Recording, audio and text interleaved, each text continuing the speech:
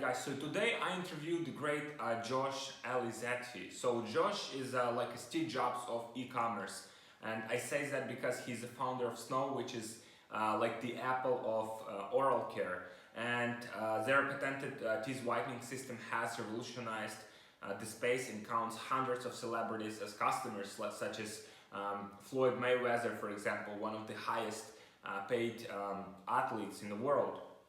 And it's high tech meets high fashion in a space that hasn't changed in nearly 100 years. So Josh not only is doing well with e-commerce and scaling his business very fast, but also he does it in a way where he is basically disrupting the industry. So it's very exciting interview, and I'm very excited to have Josh here today. And he also created some of the largest brands in multiple industries with millions of monthly shoppers and A-list celebrity business partners. So very excited to have Josh here. Hi Josh. And the first question for you is basically tell us more. How did you get started? How did you get started? With advertising, with e-commerce. Was it something you studied in university for, or is that something that you figure out by yourself? So take it from here, Josh.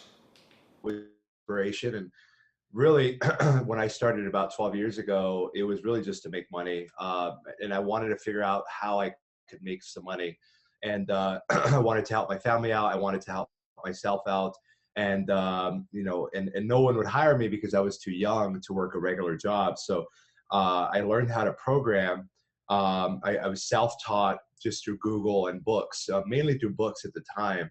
And after reading a bunch of books, I said, wow, I think I could do something here. And so I started to program. I started to make websites, just all sorts of stuff, and started to create blogs. And I started to write for these blogs. And so I had, a few different blogs with, different pen names for each blog. And then, once I was in high school at the time. I was a freshman in high school. So I was 13, 14 years old. And so my teachers would ask, what are you doing on the computer, or what are you working on? And I would tell them, and they said, oh, wow, I have a friend that needs a website, or I have a friend that needs this. And so they said, how much do you charge for that? And I said, I didn't know. I remember having to go to Google and say, like, what do I charge for this? And so I had to learn everything just by Googling it and YouTubing it and reading books. And so luckily, I'm a voracious reader. I learned something early on. I never wanted to be an entrepreneur. I never grew up saying I want to run my own business, or I want to be an entrepreneur. I really wanted to be in the medical field. I wanted to be, either a plastic surgeon or a cardiologist, or, I wanted to be a doctor of some sort, maybe a pharmacist. And so I knew that I wanted to be successful, but I didn't have that framework in my family where entrepreneurship was like, a huge thing in my family. So with that being said, I had very supportive parents, and they said, okay, as long as you keep your grades up, you can do whatever you want. So for me, reading was, and I recommend reading to everyone, especially people who are shifting careers or getting interested in something new. So I read everything, started to make some money. And I think once you realize that you like doing something, you're pretty good at it, and you can make money at it. Once you hit those three check boxes, the rest kind of takes over. And if you're smart enough, you're going to double down and learn more and more. And so the way I got into marketing and advertising and branding was I went from programming to design. I've always been a huge fan of beautiful design, luxury products, premium design. So I started designing, and eventually I started to have to hire people to help me, because we started getting a lot of work coming in. I started getting a lot of work coming in. And then I remember being young at the time, and I had to deepen my voice, on the phone. So I sounded older. I remember having to, do all sorts of stuff because I was insecure about my age. And I didn't want that to be a reason why people didn't want to work with me. And so I had to learn a lot of things very, very quickly from, bookkeeping. I did my own bookkeeping, programming, designing the site, Photoshop, slicing it up. And then I started to learn about search engine optimization, and I was really fascinated by it. And I had a client of mine come to me one day and say, if you learn how to sell things and you know how to market and brand, that's the superpower over everything. So I started reading every book I could on branding, from Seth Godin to you name it, Robert Cialdini on influence, writing copy. And so I became obsessed with that. And so I went from programming, design, and branding to marketing and sales. And that's what really propelled me to be able to build a company with 80 plus full-time employees. I graduated university at 20 years old. So I came in and left 2 years later with my degree. I finished as quick as I could. And I kept my promise to my parents that I would keep my grades up. So I had straight A's, but was running my business. And it was a very, very hectic time because I was having to go to college, full time. I was taking, double the amount of classes than every other student. I had to get multiple approvals to do that. But I also had to run my business. And I also had, at the time, maybe 24 offshore employees or out of house employees, because I had to be in class. So I couldn't be in an office. So I had to learn how to do all of that just by the desire to grow, the desire to learn. So that's where I got started. Kind of, it's evolved over time from all of that. And now we own our brands, we own the patents, we own the trademarks, we have the celebrity endorsements and the celebrity partners. So really coming full circle from learning a couple skills, becoming really good at it, selling those skills as a service, taking the money from that, building a platform that I sold 3.5 years ago through that same company, selling, hundreds and hundreds of millions of products through that platform for our clients, taking a percentage each time. Then using that money, I started with $20 and just kept snowballing that back to finally, now we've got several brands, Snow being the, fastest growing, the most well-known brand of all. And we have no outside funding. We have no debt. We have, no investors. Nobody's put money in aside from myself. So we're really proud of the fact that we're able to spend millions and millions of dollars each year on research and development. And it's all internally funded to continue to grow what we've started. Well, this is fascinating. So you created some of the largest brands in multiple industries with millions of monthly shoppers and A-list celebrity business partners. How do you feel about it? And what do you think were reasons for your success? I mean, a lot of people start companies, right? But not everyone, starting like the company and now like the company is like just blowing up. Do you think that's like combination of the skill set that you had, or maybe your ability to find good business partners or ability to find like good employees? What do you think is the main reason? I would say it's between two things. I would say that I got really good at building companies up to $5 to $10 million.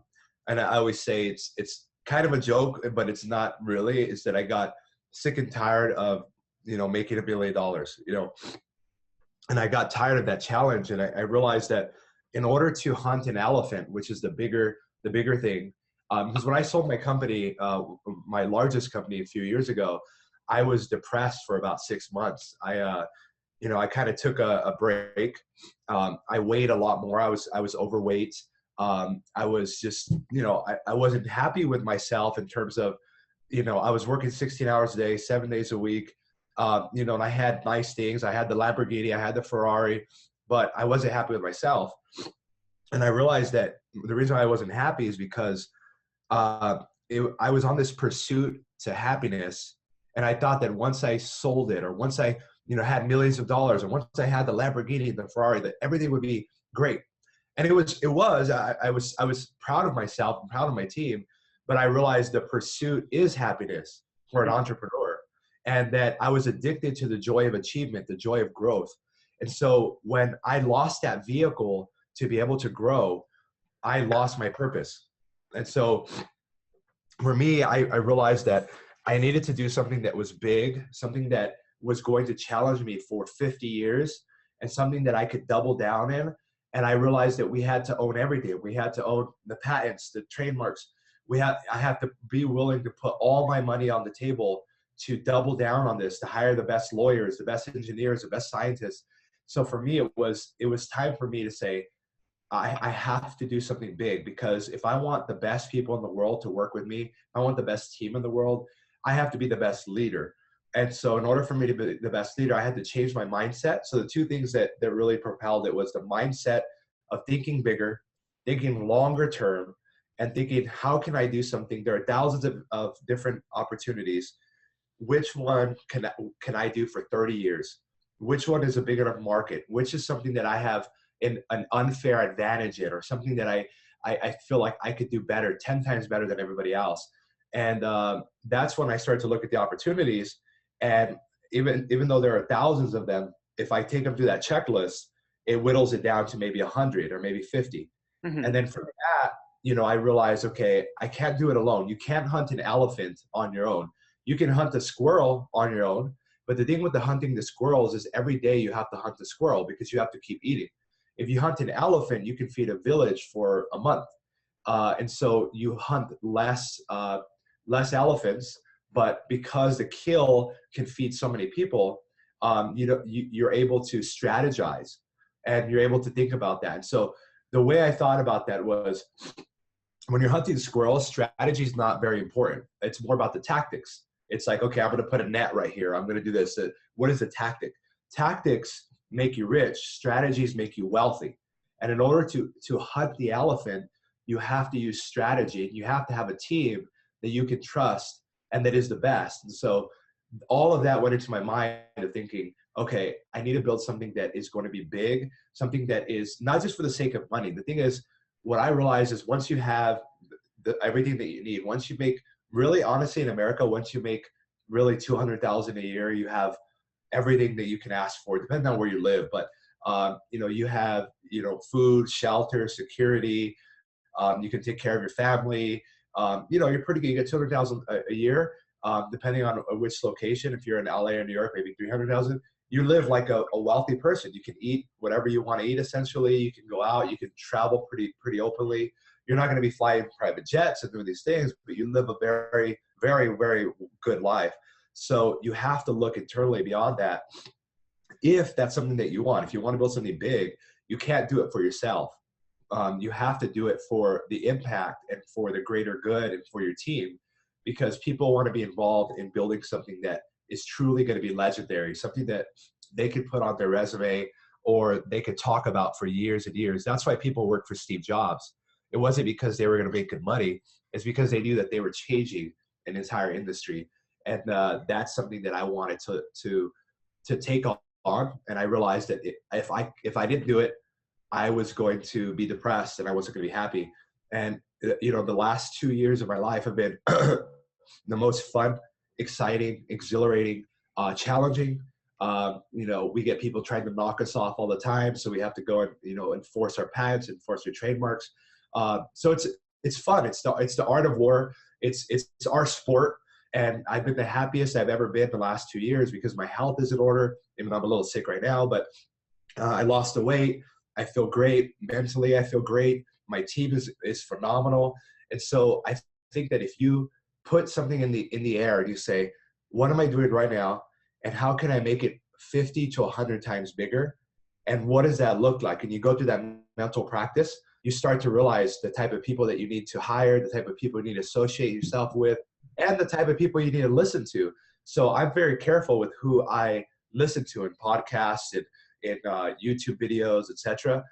I'm listening to people that have built legitimate brands that are very massive. John Paul DeJoria is one of my favorite, from Patron Tequila and Paul Mitchell Cosmetics. He's one of my favorite entrepreneurs. Obviously, there's Steve Jobs, Elon Musk, all of these guys. But I'm always looking for those people that I can model after, because you're the 5 people you hang around with, but you also become the 5 people you listen to on a daily basis and you follow. Wow, this is good. So with your snow whitening brand, so you focus heavily on the product, right? You invest a lot into like product development, and you made the product both like visually appealing and effective in use. So you're literally transforming the industry here. And why do you think like no one has done before you? Like, why do you think no one has done this before you? Well, I mean, it's not an easy thing to do. it's a huge risk what we're doing as well. It's, to take a market where people are used to spending $50 in the store for white strips, or they're used to spending, $500 in the dental office. Yeah. And we've created that middle market, and we really own that middle market. There's no one else in our category, that is in that space at the level we're at. We have 2 million monthly shoppers. Our refund rate is less than 0.5%. The product, we give a 5-year warranty, etc. But, we've spent millions of dollars to really revolutionize. And the thing is, I come from a background of technology, but I've also been selling beauty products and working with beauty companies for, a decade. And so I love the beauty product category and personal care areas, because it actually makes a difference for people. It's very competitive, hyper competitive. That's the real reason why people have not done this. The other reason is, for example, our new system, we have a version of it, which is in my car. It's 23.75 karat gold. We're doing an edition that's going to sell for $10,000 in March. It's dipped in gold and covered in Swarovski crystals. And the mouthpiece will be filled with Swarovski crystals, and it's $10,000 the price to buy that one. So, that's crazy to think of taking this very high-end approach into a space that is really boring. And it's very difficult to do that. It's very expensive to do that, unless you raise a lot of money, or you have to market and advertise. What we're doing is it's a really fine balance that we play. And I live off of risk. I enjoy calculated risk. And it's like, when you're spending millions of dollars a month on advertising, and you're spending millions on research and development, you're constantly playing the seesaw in order to propel the brand forward. And then you've got this whole celebrity side of things, which has never been done in the space before. And you have 3 big companies. You've got Crest, Colgate, and Sensodyne, which is owned by GlaxoSmithKline, GSK. You've got these 3 very large companies. And I'm very thankful to Crest White Strips, because they educated the consumers that there's a way to whiten at home. And I'm very thankful to the dentists, and we sell to hundreds of dentists, that they have, they talk about the benefits of whitening in the office. All we've done is we've taken what White Strips has done with convenience and the science and technology of the in-office treatments, and put it in the palm of your hand, where you can do it at home. The new system is waterproof. You can shower with it. You can swim with it. You can take your makeup off with it. You can drive with it. It cleans itself. So we're taking high tech meets high fashion in the oral care space, where it's approachable. It's not, the system sells for, the wired one sells for $150. The wireless sells for $299. So it's not like it's out of this world, where you're like, oh, I can't buy that. Anyone can buy it. And that's very important to us, is that we want to create products that, at the end of the day, we're selling confidence, and we want to be able to get the products to everybody that we can. And every single order that we sell, we help a child who doesn't have access to dental care, and that's important to us too. So it's important that we have a scalable business model where we can sell toothpaste, mouthwash in every single store. We ship to 180 countries right now, and I'm in the process. I just closed a deal with a company in China, who's rolling all of that out. We're doing deals in the Middle East, Dubai, and we're doing retail work all around the world. And people are seeing what we're doing, and they're wanting to become a part of it. And it's really exciting for us, because we're creating something that's never been done before. It's like how Apple came into the PC market and they made it sexy. The iPhone is sexy, and you want to use it. Not only is it superior in terms of technology, and maybe it doesn't have all the nuts and bolts of an Android where you can edit this and edit that. At the end of the day, I want to use an iPhone. And when an iPhone comes out, I want to use it. It's simple, it's sexy, it's sleek, it's good looking, it looks good in my hand. And that's why we've modeled ourselves as the Apple of oral care, because design is important, technology is important, and scalability in terms of price points important. All of that has to be together. That's what we're unlocking here, for the first time in this market. How much time did it take you to develop this product? like version? So I have some of the best engineers in the world, and I'm very thankful to them because we essentially did 3 years of work in about 8 months of time, and that's just working around the clock, constantly on calls, constantly in person, constantly figuring things out, breaking things, fixing them, breaking them, fixing them, and so we, it would have taken us 3 years for this new system, and it took us 8 to 9 months, which is a fascinating feat in engineering because we're taking all the technology, essentially like the technology that an iPhone has. Our mouthpiece that fits in the size palm of your hand has gesture recognition. You can shake it to wake it, shake it to turn it on, Bluetooth technology. It's got red light therapy, blue light therapy, automatic shade detection. It detects the shades of each tooth and automatically changes. I mean, the amount of technology in the palm of your hand, and then to make it look sexy, and then it's sleek. And then on top of that, we have the world's first teeth whitening app. So it's just called Snow because we've got other products coming that'll be on that platform. But to build the software, and then to build the firmware, and then to build the hardware, and then to build the design around that, the branding, the marketing, all of that. We did all of that in 9 months' time, and that would have taken years and years. It takes companies years and years to do that. Crest just came out with a whitening light, product that took them years to create, and that's a multi-billion-dollar company. It took them years to create it. We've created something that's 100 times better in 8 or 9 months of time. But that's because there's a video I love to watch. It's 2 minutes long. It's Jack Ma from Alibaba talking to his team in 1999, telling them that that's a good one. Yeah. One of us is worth 10 of them because we are focused. And that's how I talk to my team. That my team, they're the best in the world, and we're like the Spartans, right? It's the David versus Goliath. I said it's not about the numbers; it's about the hunger that we have to show the world that there's something better, and we will never stop. We are relentless on our pursuit, and we don't care about what the competition does. We don't care. We are focused, and we are just going. And so, long story short, it took about a year to formulate the serum, build the first version of the product, and it took 9 months to build the most advanced system ever introduced in this entire market. There's nothing like it, and it's actually going to be featured at CES in Vegas. Was it next week? So we're really excited for that, to be able to show off the technology, in front of 100,000 people. Cool. So so once you build the product, did you pre-sell it before, or like when you build it, you started to sell it? How did that work? Well, so we've got. How did you know basically that the product will sell? That's because you've invested a lot of money, resources, time into developing the product. How did you know that the product will actually sell?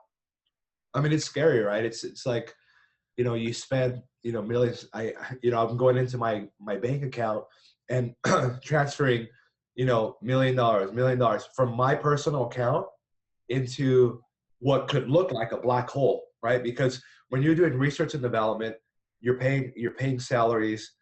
You don't know, right? It's going out. Nothing's coming back because this is a new product. And then when that's all done, all the research, development, patents, we had to globalize our patents. So you're paying for, all the countries for the trademarks, the patents. So you can imagine it adds up. It's like remodeling a house. You say the budget's 500,000 and it ends up being 2 million. And so the thing is, I know that, or actually here's the best way to explain it. So I was at dinner the other day, or not the other day, it was more than a few months ago. And one of my buddies says, Josh, I bought Snow and it worked. And I was like, that's great. Like, thank you. I appreciate it. And he's like, here's the thing though. What else am I going to buy from you? And I said, well, would you buy toothpaste from us? Would you buy mouthwash from us? Would you buy floss from us? Would you buy blah, blah, blah? And he's like, yeah, because it worked. And I like the product. I said, that's the thing. I said, that's exactly right. And I said, what one of my mentors told me, he said, never fuck up the base, is what he said, word for word. And what that means is that whatever's making you money, it's easy to want to go and create, all this stuff. The reason we're not selling toothpaste at this exact moment is because we spent the last year cannibalizing our own product, which is nuts. But if you look at the best companies in the world, that's exactly what they do. So Apple comes out with Apple 9, or Apple, they never did come out with 9. They come out with Apple iPhone 8, then they come out with the iPhone 10. And it cannibalizes the last product because people no longer want the 8, they want the 10. You have to have big balls to do that because you are essentially destroying your own market. Instead of selling the same thing, like Crest White Strips has been selling the same thing for 20 years, we went back in and said, let's go back to the drawing board and start from scratch and say, okay, take all the feedback and let's recreate the product. And people are like, what are you doing? It's selling. People love it. It has all the great reviews. Why are you doing this? And we said, because it's not good enough. And the consumers think it's good enough, but we know it's not good enough. So for us, we knew it was going to sell because we've been doing some pre-sales for sure. That's been going really well. We're launching a Kickstarter campaign, even though the product's already out. We've got a couple of bottles that we haven't released yet that we want to build excitement around, get people excited about it. But for us, we knew it was going to sell because we're already selling a similar system, but this is 10 times better. And it's not, that far from a price point difference that people would want to buy it. But at the end of the day, it's kind of, you have to feel good into it, your intuition about, can you sell this? And the truth is, we've got the confidence that we could sell just about anything, especially if it's 10 times better than everything else on the market. Cool. So what do you see are the biggest mistakes that people are making when they're starting online or when they try to scale their business online?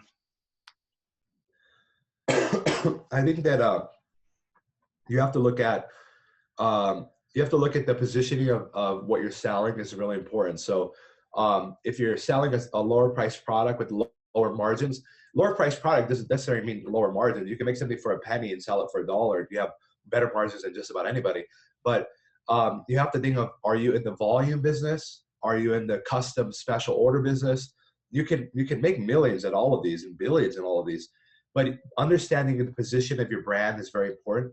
And I think the biggest mistake is not focusing on something that you feel really good about. It's natural and it's okay to dibble dabble and try 100 different things. Everyone's done it. I've done it. Everybody does it.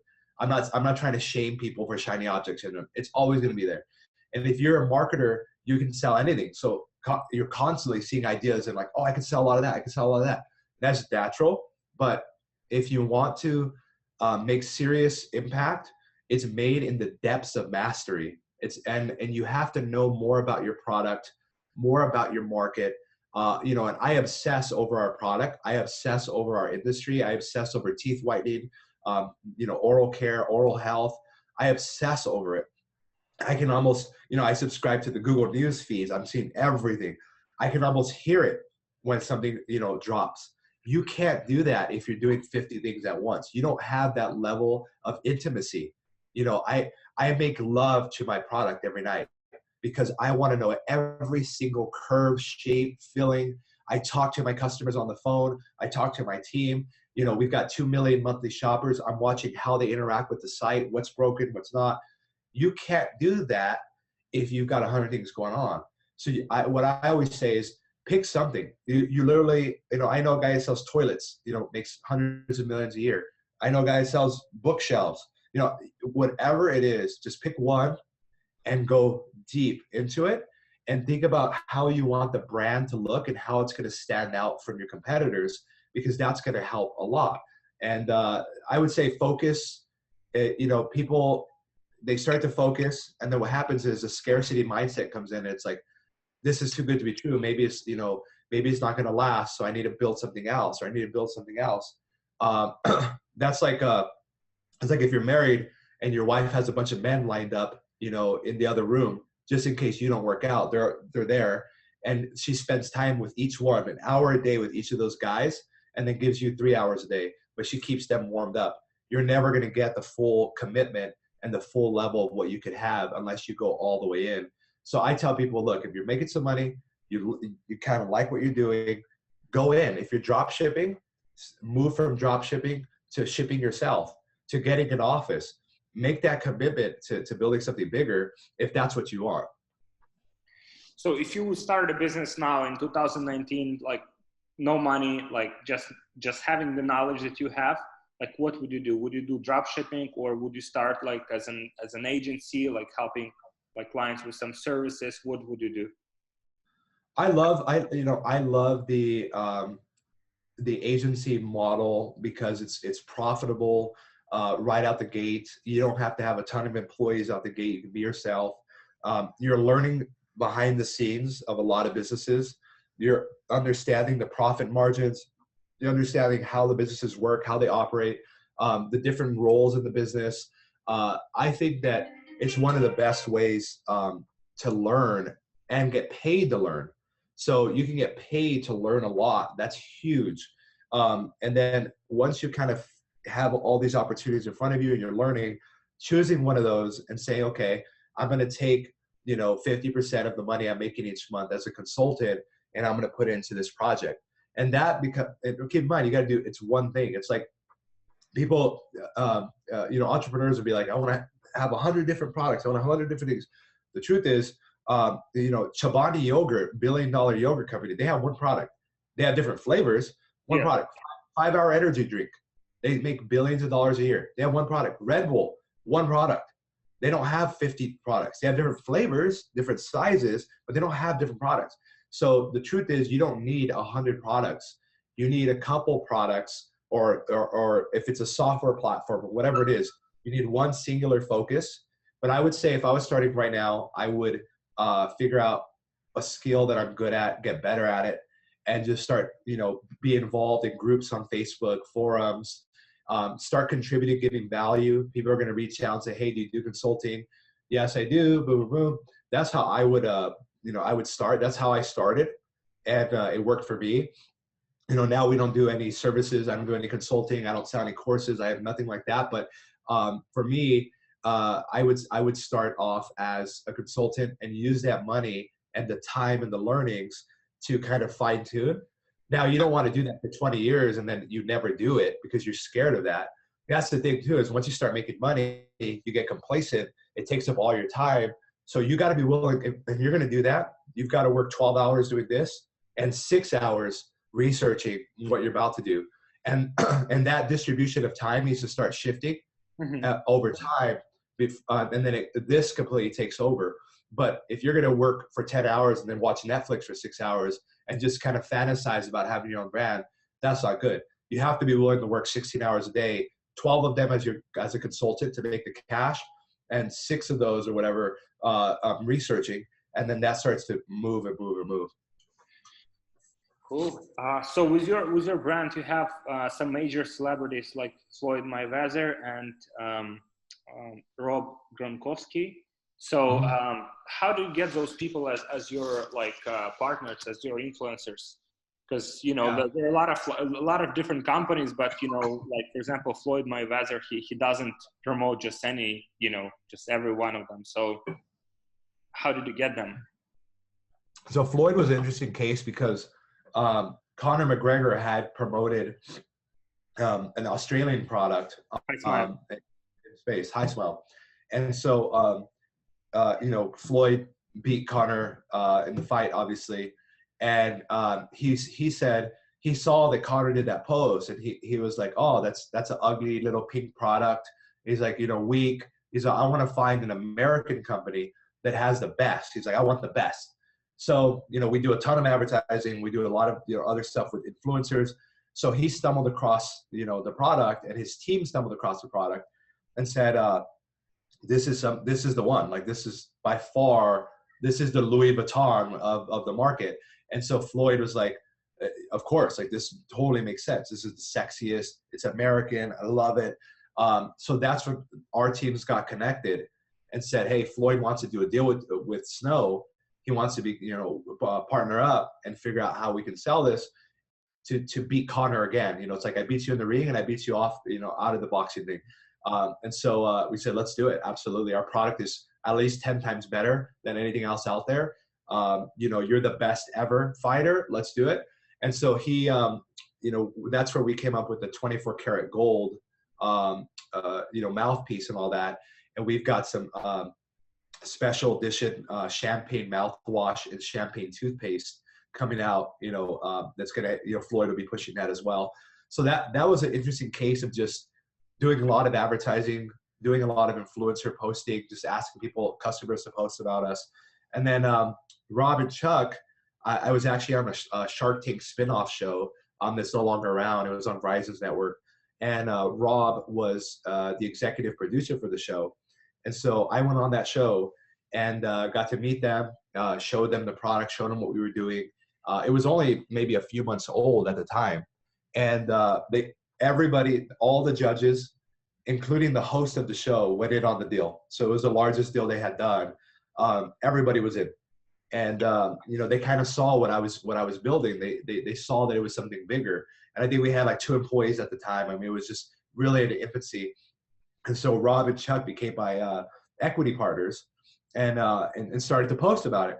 And then the whole NFL, came in, the whole UFC came in because, these are 2 of the most successful athletes, well, 3 with Floyd in different areas. But what's unique is that they're men and most of our customers are women. But I wanted to tap into the male demographic because traditionally whitening is seen as more of a feminine kind of beauty type of thing. But in reality, Floyd Mayweather wears a mouthpiece when he fights. Yeah. Rob Gronkowski wears a mouthpiece when he plays football. Chuck Liddell wears a mouthpiece when he fights. So the mouthpiece, this is the same thing. It's a mouthpiece, but it whitens your teeth, makes you feel more confident, all of that. So it ended up working really well for us. I enjoy working with them. And now we've got, hundreds of celebrities that have come as a result of that. But it's just starting small, not being afraid to reach out and just seeing what happens. And is that like typically, because I'm more like paid advertising, that's my specialty. So how did you figure out like the influencer marketing and all of that? Like, is that still like books and YouTube and learning from other people?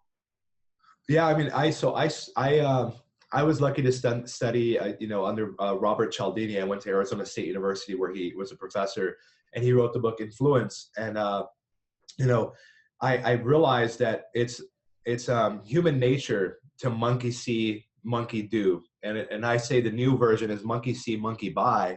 And so it's that influence subconsciously that if someone sees a product used over and over and over again, they desire it after a while. And so because of social media and the emergence of Instagram, very image friendly, I realized that we needed to get our product in as many hands as possible.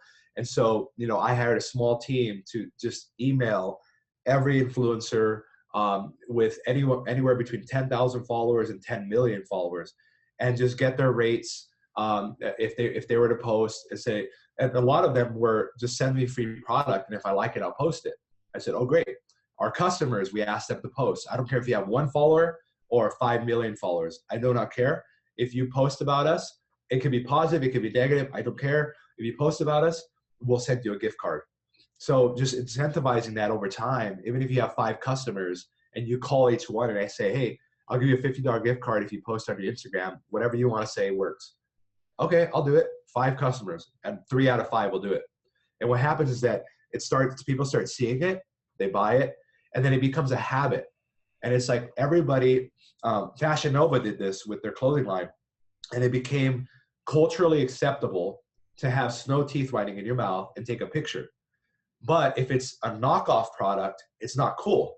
So you create this ripple effect on the brand where it's like, it's cool to post snow, but if you're using white strips, don't post using white strips. Or if you're at the dentist getting whitening, that's kind of weird. So it's cool to post snow. It's not cool to post anything else. So that's the ripple effect. But how I got started was just literally emailing on Instagram. You go to their profile, you say, hey, could I pay you to review my product, positive or negative? If you like it, post about it. Okay, $300. Okay, $200 here. You can give them a coupon code, whatever. But you have to look at it from the branding eyes, not from the ROI eyes. It has to be from, if you look at it, what's my return on investment? The truth is people are going to see it on Instagram. They're going to Google it, your product. Then they're going to buy it on Amazon. So It's like, do. And so you're like, it didn't work. or they're going to see it from one of their friends, and then they're going to see a Facebook ad, and then they're going to see your YouTube ad, and then they're going to buy it on Amazon. So it's like, it's so hard to track that. All I care about is mind share. I want 100% mind share in our space. And so we get 9.9 million unique eyeballs on our advertisements every month. And so I want that to be 100 million. And so we have to figure out more products, more expansion, international translations. I want 100 million people every single month to see our products, because that's getting mind share. And I don't care if they buy or not. All I'm getting is mind share. Snow, snow, snow, snow, snow. And so, if you study, some of the, dictators of how they spread a message, there's really interesting to understand that you can do it for bad, you can do it for good, you can do it to build a brand. It's the same tactics over and over again. Cool. So you advertise heavily on Facebook for your brand. So as an insider, what will be your forecast for Facebook ads for the next 2-3 years? Yeah, so we spend across the companies, next year we'll probably spend $40 to $50 billion in-house. But what we're doing is we're shifting a lot of our spend from Facebook to Instagram, which is smart from Mark Zuckerberg to acquire Instagram. WhatsApp, is a huge opportunity on the advertising front. I'm excited for more advertising options on WhatsApp. Amazon advertising, they're putting a lot of money behind their technology. I think Amazon is going to become a formidable competitor in the advertising space.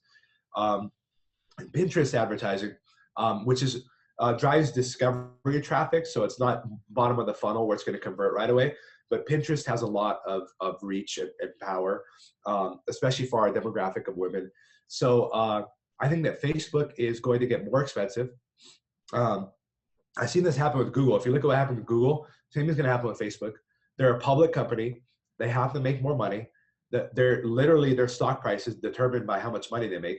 How do they make more money? They have to make more money per user. How do they make more money per user? They have to show more ads per user. So that means that there's going to be a lot more ads flooding every single area of Facebook, which means banner fatigue. People get tired of the ads after a while. This happened to MySpace, and that's why people migrated to Facebook, because Facebook didn't have the advertising that MySpace did. But now Facebook is becoming the MySpace. So I think that Instagram is great. Instagram will continue to grow for the next 2 years. Facebook will become more and more expensive. Influencers, what's going to happen is Instagram's going to release the same update that Facebook did, where it kills organic reach. And when that happens, right now, influencers is kind of like a bubble, especially the ones that have 3 million followers because they show pictures of their butt, and they're sexy, they're the Instagram models. And nothing to knock them. All I'm saying is that right now, there's not a lot of accountability and reporting with influencer marketing. So it's $3,000. And it's where did you make that price up? Where's the actual price there? And so what's going to happen is Instagram doesn't make any money. If we have endorsement deals with our celebrities, they don't get anything of that. Guess whose platform it is? Instagram. Guess who needs to make money? Instagram. Guess who they're owned by? Facebook. Facebook rolled out the same update and it killed all the big pages, Viranova, all the viral websites. It killed all of them. Instagram's going to do the same thing in the next year. And it's going to kill a lot of the influencers that have not figured out how to price their post, how to build a brand, how to sell products. And it's okay because the good ones will move to the next platform like they always do, and they'll be big there as well. I've seen Jeffree Star Cosmetics go from MySpace to YouTube to now Instagram, and now he's got Jeffree Star Cosmetics, which is making hundreds of millions of dollars. So I've seen influencers make it through that transition. But what happens is it becomes like a funnel and people start to drop off. The nice thing is if you're an advertiser, you don't have to worry so much about the organic stuff because it's actually exciting. I personally, as an advertiser, I like that they're going to kill organic because I want to pay. I want to pay to play. So for us, I think it's exciting times ahead. I think that Facebook's going to make some big, interesting updates with Instagram, and we'll see. I'm excited for it. And so with influencer marketing, like you didn't have like any way of tracking the results. Like, can you track the results by like discount code that influencers are using, Yeah, or you could do the link in the bio as well, with the UTM, tracking link. You could do a coupon code. You can do the swipe up on the story and on Snapchat where they swipe up, you go straight to the tracking link. So those are like, but you're never going to get 100% tracking, but that helps you at least get a good idea of like how it did. And then you can ask for statistics of how many people saw the story. Instagram gives you the insights of how many saw it, how many clicked, how many did all that. And then I try to just back it into like a CPM. And I say, okay, if it's a $40 CPM, that's reasonable as a $100 CPM. I try to back it into something that's digestible. Other than that, it's more about getting the coverage and the eyeballs, and just kind of putting it in front of as many people. Because by the time they come and see our Facebook ad, they're going to convert more likely because they've seen it 5 times before. So I think of it more as like it feeds the funnel, it feeds it, and it kind of massages it and the conversion rate and all of that. And it's not directly to drive sales when we're doing influencer stuff.